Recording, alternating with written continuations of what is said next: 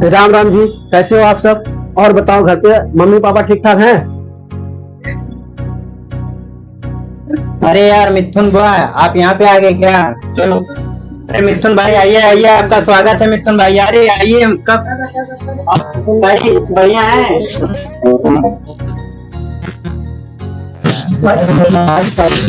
है भाई, ठीक है।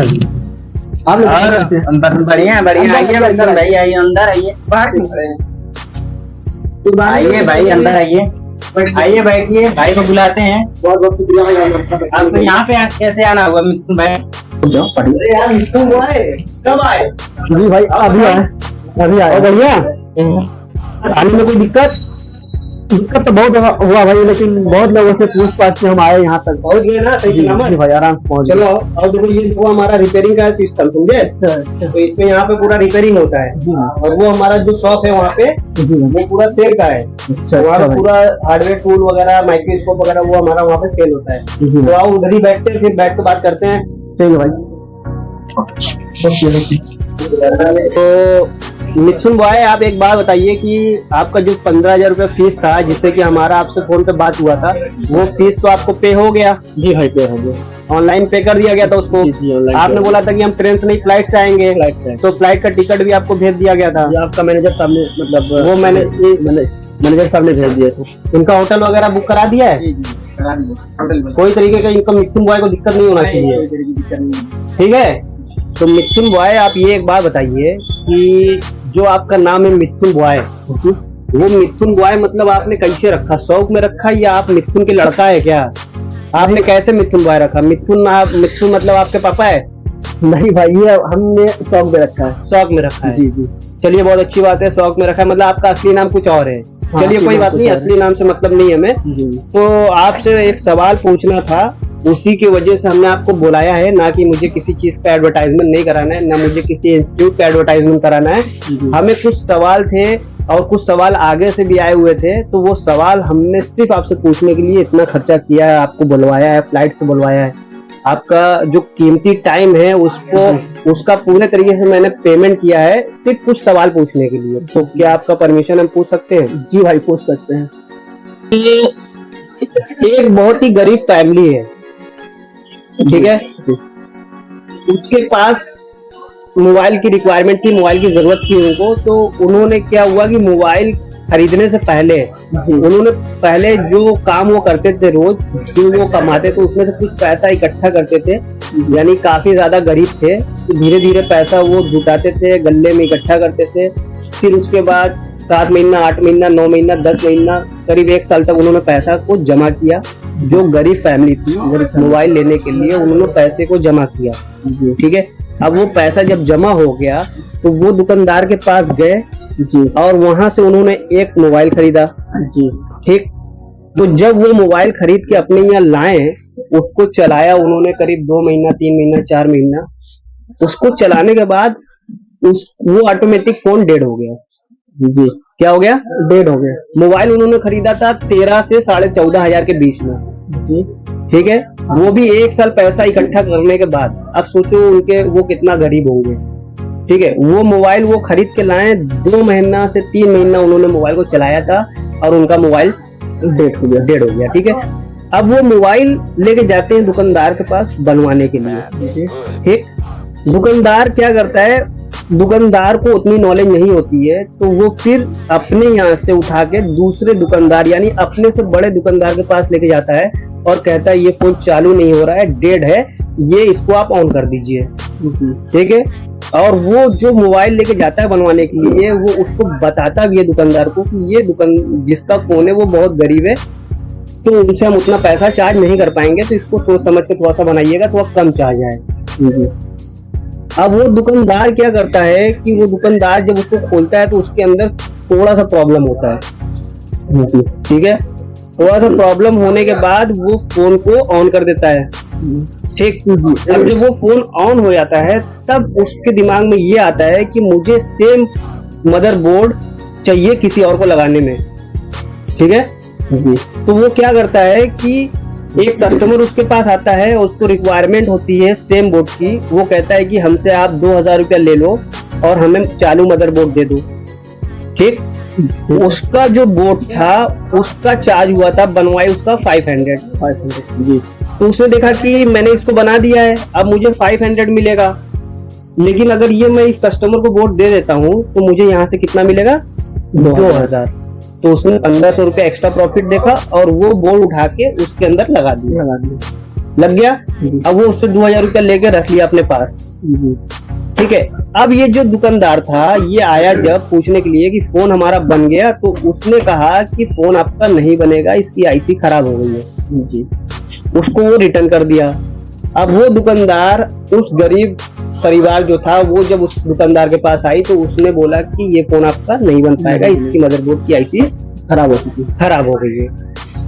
तो अब बताओ कि इसमें दुकानदार का कितना फायदा हुआ?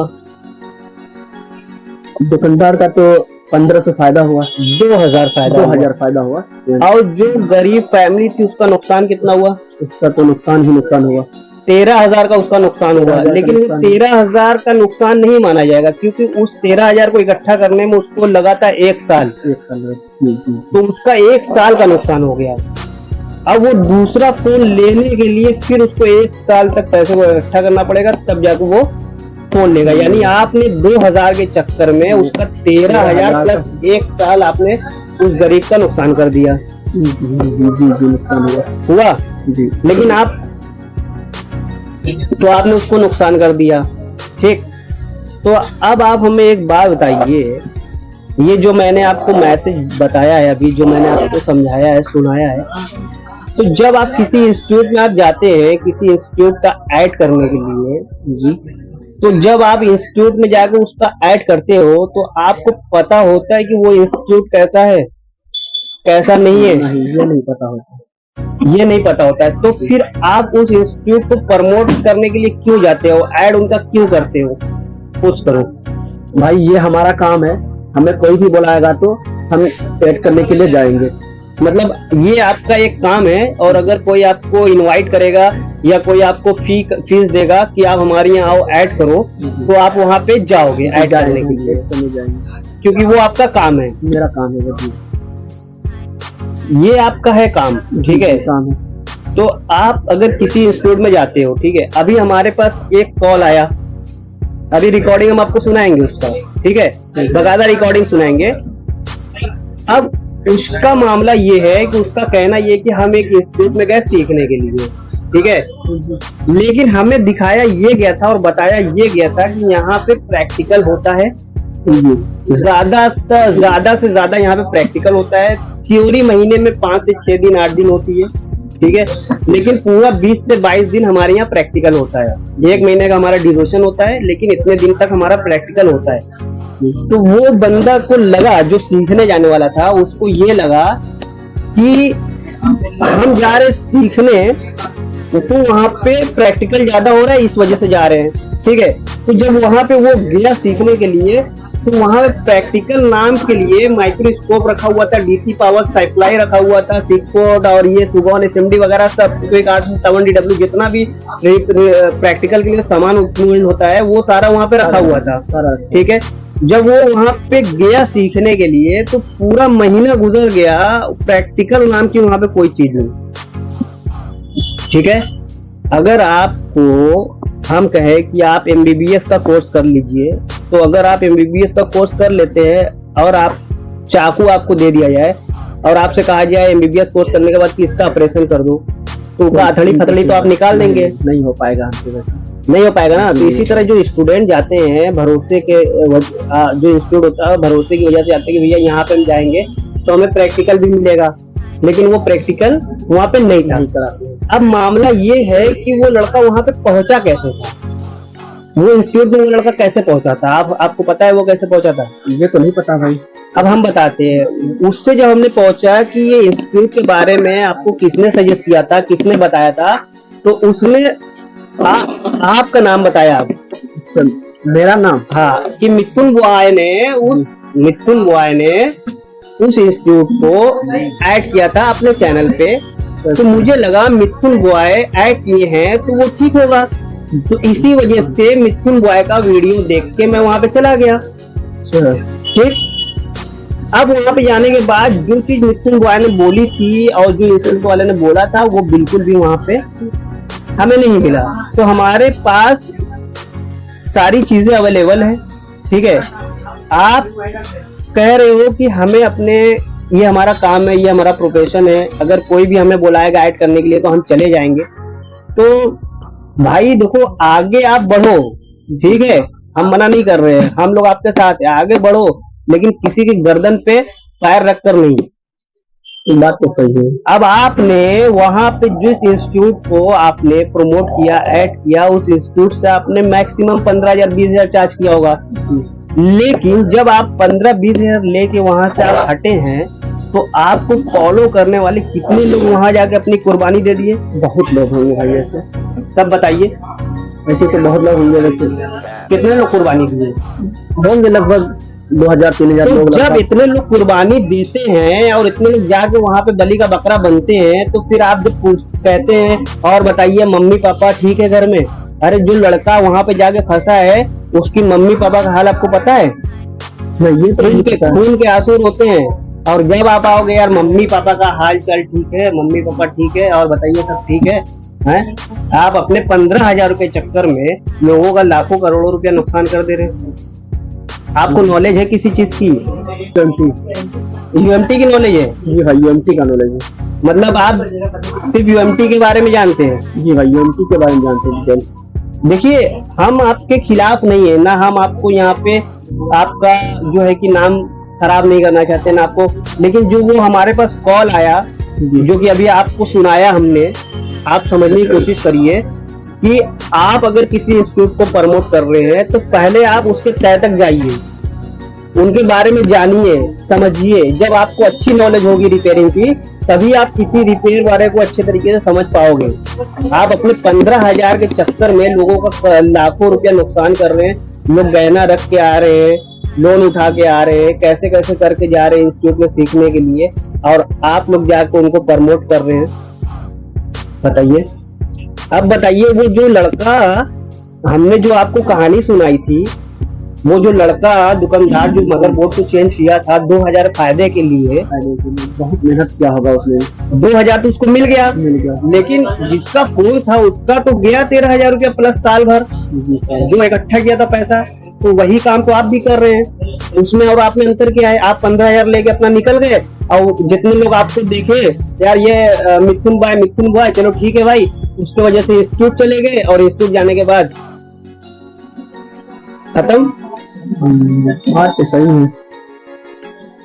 तो आगे भी ध्यान दीजिए, और जो चीज गलत है उसको गलत बताइए। पैसा कमाने का बहुत सारा रास्ता है, ठीक है। हमने पहले भी कहा है कि पैसा कमाइए, लेकिन किसी के गर्दन पे चप्पल रख के नहीं। समझ में आएगी नहीं बात? क्या? हाँ, किसी के गर्दन पे चप्पल रख के पैसा मत कमाइए। आगे से ध्यान रखिएगा। इसी वजह से हमने आपको फीस किया था, और इसी वजह से हमने आपको यहाँ पे बुलाया था, ताकि हम आपसे कुछ बात कर सके, ठीक। इसके लिए सबको सॉरी भाई।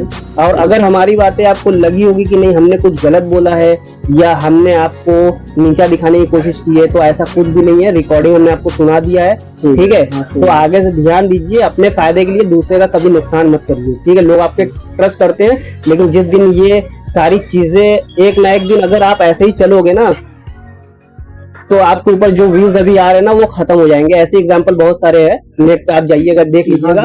लोग तो ऐसे ऐसे यूट्यूबर है, ये सामान है 700-800 रुपए का, तो अपने चैनल पे ये दिखाते कितने का पता है? ये दिखाएंगे 5 रुपए का, 10 रुपए का, 8 रुपए का, ऐसे दिखाएंगे थंबनेल में, और इसी को देख के कस्टमर चले जाते हैं। तो यहाँ से कस्टमर का जो ट्रस्ट होता है ना वो खत्म हो जाता है, कि अपनी वीडियो पे बुलाने के लिए वो इस प्रोडक्ट का जो 1,000 का रेट है उसको 10 रुपया 5 रुपया दिखा रहे हैं, ताकि उनके चैनल पे पब्लिक आए। तो वो जब दिखा के आपको कुछ और बता कुछ रहे हैं, तो सोचिए कि वो पैसा लेके क्या क्या कर सकते हैं। बहुत कुछ कर सकते हैं। सही काम करोगे, थोड़ा सा स्लो चलोगे, थोड़ा सा धीरे आगे बढ़ोगे, लेकिन अगर किसी गर्दन पर रख के चलोगे तो बढ़ोगे तो तेजी से आगे, लेकिन फिर ज्यादा दिन सर्वाइव नहीं कर पाओगे, समझे मिथुन बॉय? अरे इमरान, इधर आप।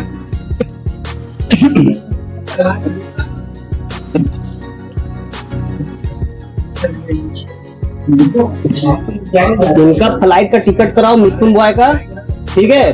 और कल सुबह इनका फ्लाइट का टिकट, इनको फ्लाइट से इनको वापस भेजो। और इनका जो मामला है, रूम में इनकी अच्छी तरीके से सेवा होनी चाहिए रात में, ठीक है। खाने पीने का कोई दिक्कत नहीं होना चाहिए, ठीक है। बाकी जो होगा किसी भी प्रकार का दिक्कत ना, कुछ समझ गए। चलो ठीक है, चलो फिर मिलते हैं मिथुन भाई, आपसे मिलकर बहुत अच्छा लगा, ठीक है। चलो भाई, इनको होटल में छोड़ दो।